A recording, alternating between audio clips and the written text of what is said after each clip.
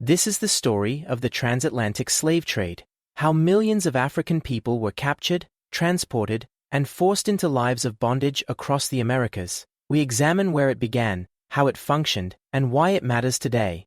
Before the arrival of European traders, West Africa was home to a diverse array of societies, including kingdoms, towns, farmers, traders, and families.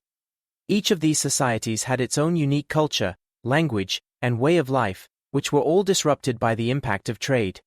Many captives were taken in raids, through betrayal, or debt-related captivity. They endured violence, sudden upheaval, and forced marches from inland communities toward the coast. Along the coast, forts and holding pens turned human beings into commodities. People were held in cramped conditions while traders negotiated and prepared ships for the crossing.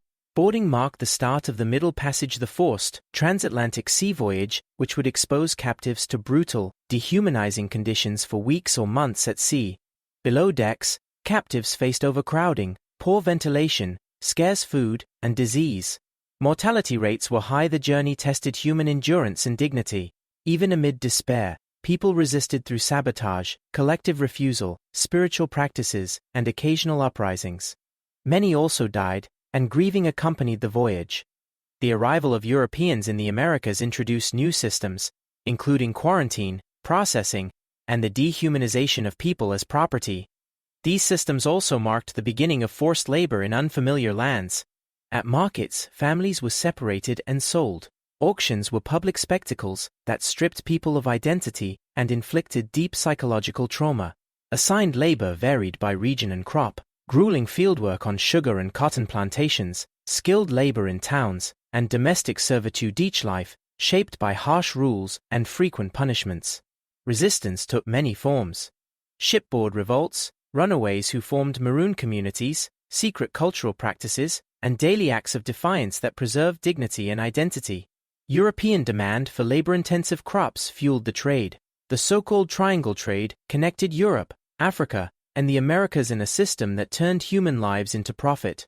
Slavery was upheld by laws and race-based ideologies that dehumanized people and justified exploitation.